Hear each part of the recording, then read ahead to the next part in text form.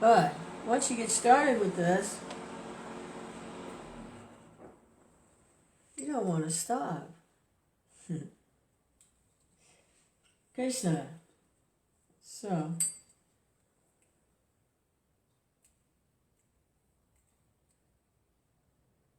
got a few minutes here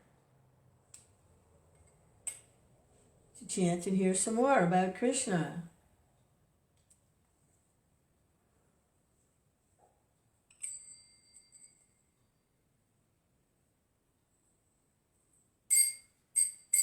Oh, why don't you get a job?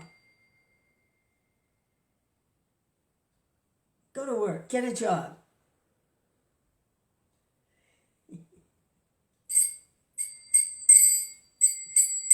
Krishna, what am I going to do? A door greeter at Walmart? I'm 73. I'm doing the right thing. I'm increasing my chanting and hearing.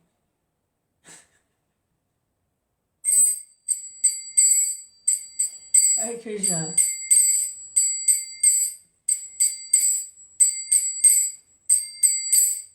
Jaya Radha Madhava Kunjabi Hari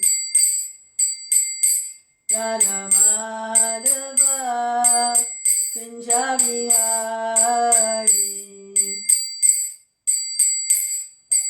Gopi Janabala Girivaridari Gopi Janabala Girivaridari Yashodanandana Vasijanarandana Yashodanandana Vasijanarandana Yamunatira Vanachari Yamunatira Vanachari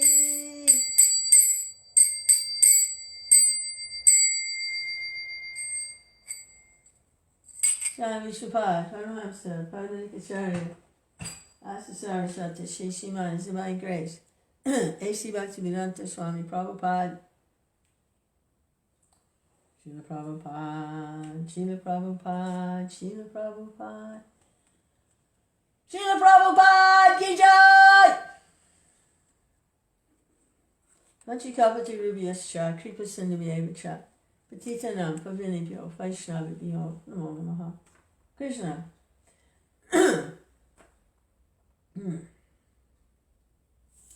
Krishna book.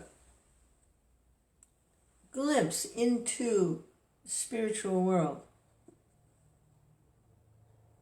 Here we're reading the section of killing the demons, Vatsāsura and Bakāsura. So Vatsāsura came, sent by Kamsa to get rid of that Krishna, disguised as a calf, but didn't get past Krishna's scrutiny. Krishna snuck up behind him, grabbed him by the tail and the hind legs, swung him around up into a tree. He fell to the ground. And that was the end of the demon.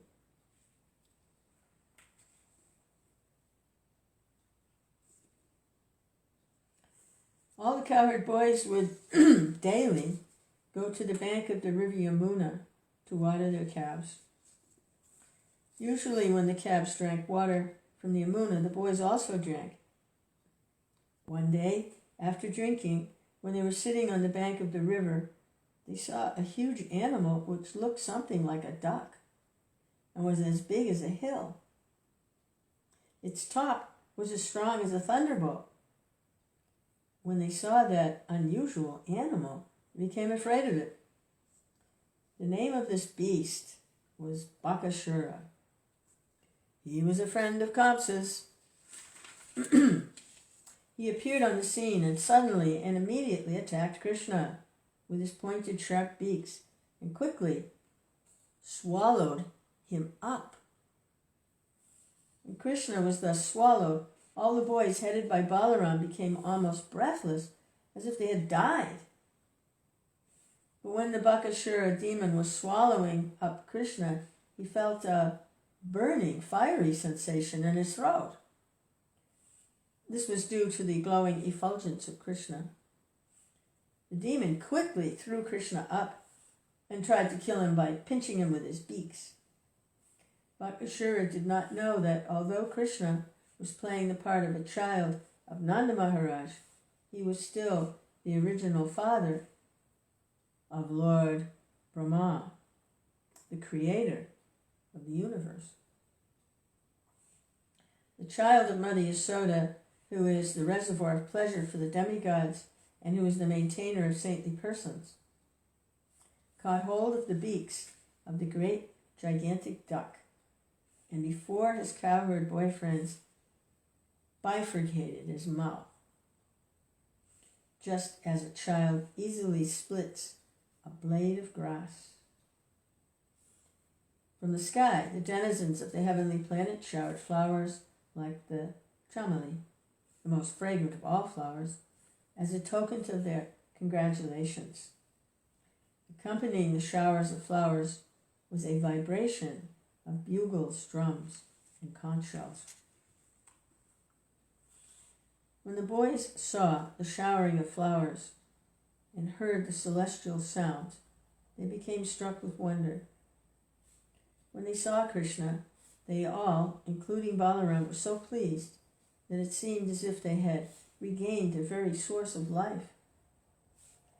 As soon as they saw Krishna coming towards them, they one after another embraced the son of Nanda and held him to their chests.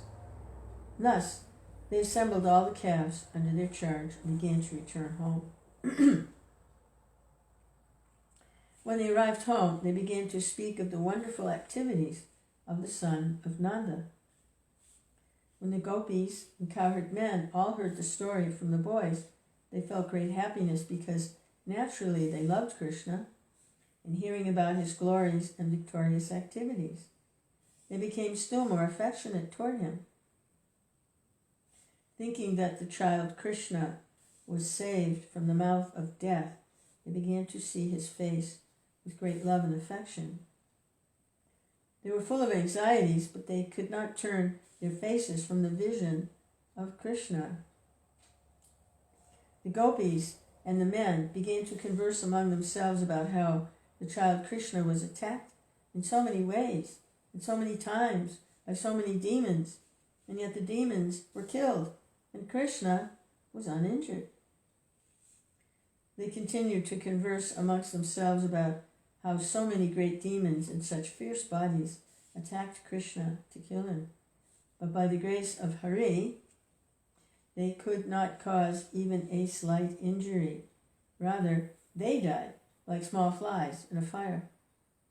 Thus, they remembered the words of Gagamuni, who foretold, by dint of his vast knowledge of the Vedas and astrology, that this boy would be attacked by many demons. Now, they actually saw that this was coming true, word for word. All the elderly cowherd men, including Nanda Maharaj, used to talk of the wonderful activities of Lord Krishna and Balaram. And they were always so much absorbed in those talks that they forgot the threefold miseries of the material existence. This is the effect of Krishna consciousness. What was enjoyed 5,000 years ago by Nanda Maharaj can still be enjoyed by persons who are in Krishna consciousness simply by talking about the transcendental pastimes of Krishna and his associates.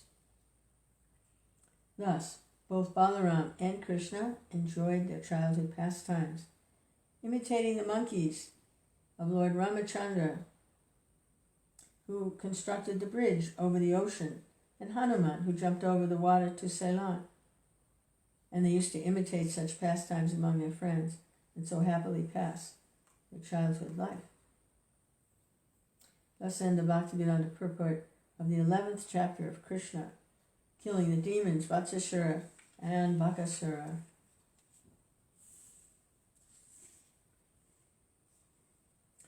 The killing of the Bakāsura demon, chapter 12. Once the Lord desired to go early in the morning with all his cowherd boyfriends to the forest, where they were to assemble together and take lunch.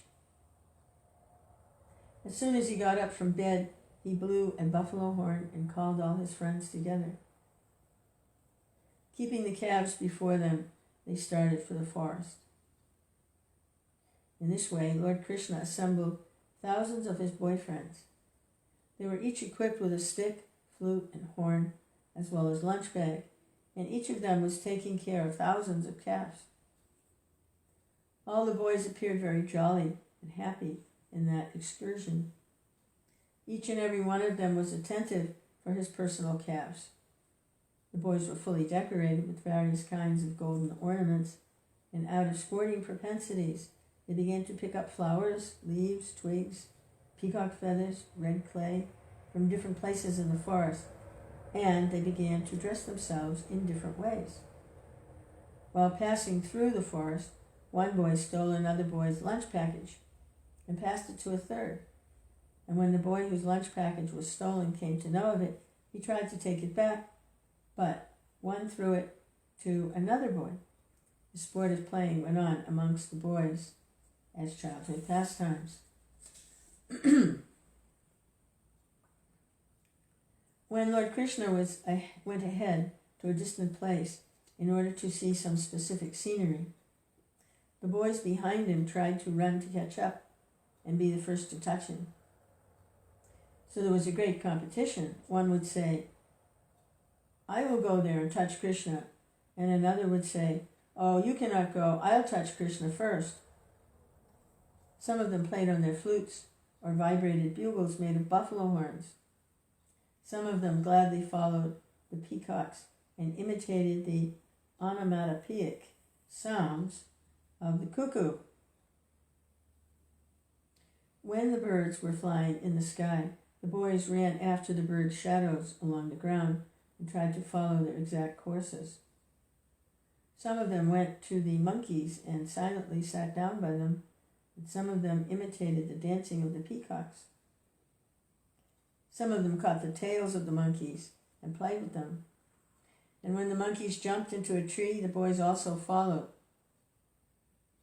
When a monkey showed his face and teeth, a boy imitated and showed his teeth to the monkey. Some of the boys played the frogs on the bank of the Yamuna, and when out of fear the frogs jumped in the water, the boys immediately dove in after them, and they would come out of the water when they saw their own shadows and stand imitating, making caricatures and laughing. They would also go to an empty well and make loud sounds. When the echo came back, they would call it ill names and laugh. As stated personally by the Supreme Personality of Godhead in the Bhagavad Gita, he is realized proportionately by transcendentalists as Brahman, Paramatma, and the Supreme Personality of Godhead. Here, in the confirmation of the same statement, Lord Krishna, who awards the impersonalist Brahman realization by his bodily effulgence, also gives pleasure to the devotees as the Supreme Personality of Godhead. Those who are under the spell of external energy, Maya, take him only as a beautiful child. Yet he gave full transcendental pleasure to the cowherd boys when they played with him, who played with him. Only after accumulating heaps of pious activities, those boys were promoted to personally associate with the Supreme Personality of Godhead.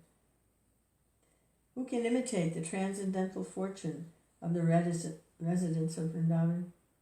They were personally visualizing the Supreme Personality of Godhead face to face. He, whom many yogis cannot find, even after undergoing severe austerities, although he is sitting within the heart. This is also confirmed in the Brahma Samhita. One may search for Krishna, the Supreme Personality of Godhead, through the pages of the Vedas and Upanishads. But if one is fortunate enough to associate with a devotee, he can see the Supreme Personality of Godhead face to face. After accumulating pious activities in many, many pious lives, the cowherd boys were seeing Krishna face to face and playing with him as friends.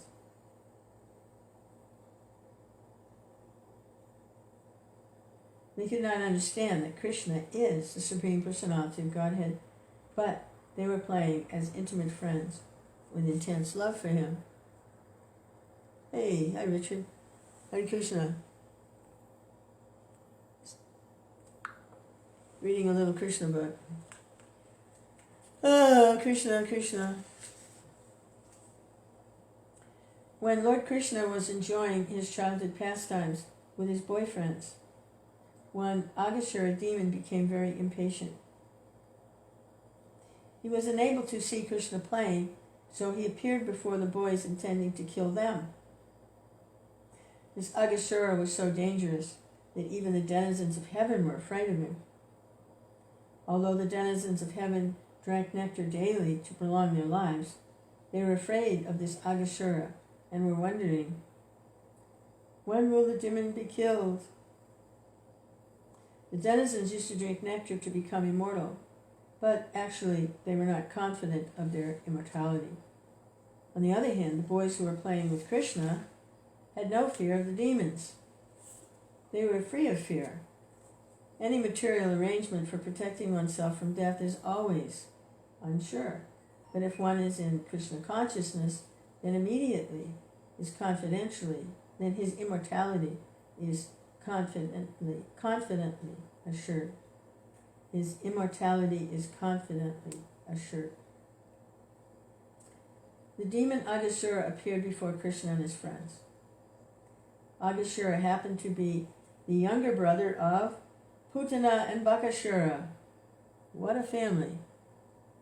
And he thought, Krishna has killed my brother and sister. Now I shall kill him, along with all his friends and calves. I wonder who the parents were of these lovely children, Bakāsura, Putana, and Bakāsura. Who the parents were? Bakāsura was instigated by Kamsa, and so he had come with determination. Bakāsura also began to think that when he would offer grains and water in memory of his brother and kill Krishna and all the cowherd boys, then automatically all the inhabitants of Vrindavan would die. Generally, for the householders, the children are the life and breath force. When all the children die, then naturally the parents also die on account of strong affection for them. Bakāsura, thus deciding to kill all the inhabitants of Vrindavan, expanded himself by his yogic city called Mahima. The demons are generally expert in achieving almost all kinds of mystic powers. In the yoga system, by the perfection called Mahima Siddhi, one can expand himself as he desires. The demon Bakāsura expanded himself up to 8 miles and assumed the shape of a very fat serpent. Having attained this wonderful body, he stretched his mouth open just like a mountain cave, desiring to swallow all the boys at once, including Krishna and Balaram. He sat on the path. The demon, in the shape of a big, fat serpent, expanded his lips from land to sky. His lower lip was touching the ground, and his upper lip was touching the clouds. His jaws appeared like a big mountain cave, without limitation. His teeth appeared just like mountain summits. His tongue appeared to be a broad traffic way, and he was breathing just like a hurricane. The fire of his eyes was blazing. At first the boys thought that the demon was a statue, but after examining it, they saw that it was more like a big serpent lying down in the road and widening his mouth. The boys began to talk among themselves.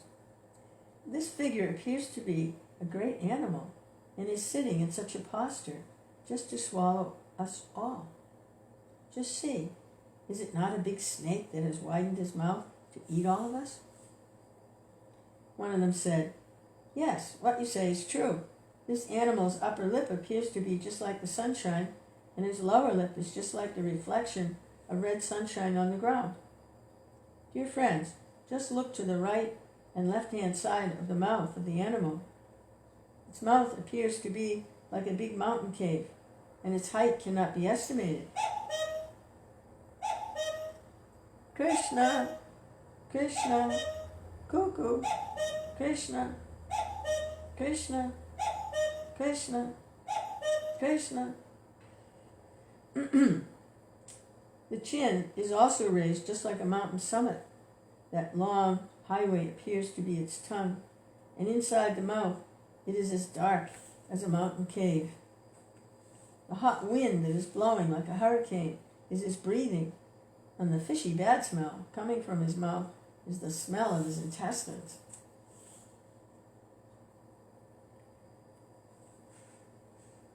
Then they further consulted among themselves.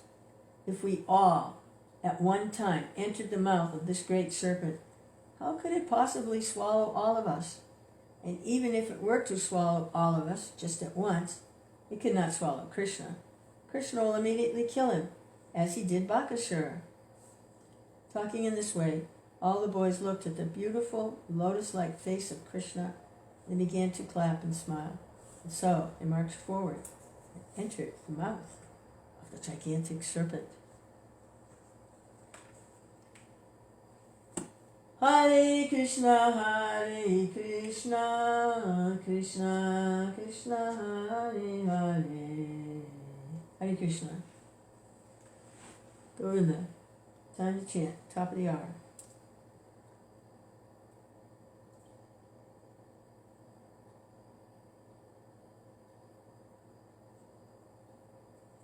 Hare Krishna, Hare Krishna, Krishna Krishna, Hare Hare, Hare Rama, Rama Rama, Hare Hare, Hare Krishna, Krishna Krishna, Hare Hare, Hare Rama, Rama Hare Hare, Hare Krishna, Krishna Krishna, Hare Hare, Hare Rama, Rama Hare Hare, Hare Krishna, Krishna Krishna, Hare Hare, Hare Rama, Rama Hare Hare, Hare Krishna, Krishna Krishna, Hare Hare, Hare Rama, Rama Hare Hare, Hare Krishna, Krishna Krishna, Hare Hare, Hare Rama, Rama Hare Hare, Hare Krishna, Krishna Krishna, Hare Hare, Hare Rama, Rama Hare Hare, Hare Krishna, Krishna Krishna, Hare Hare, Hare Rama, Rama Hare Hare, Hare Krishna, Krishna Krishna,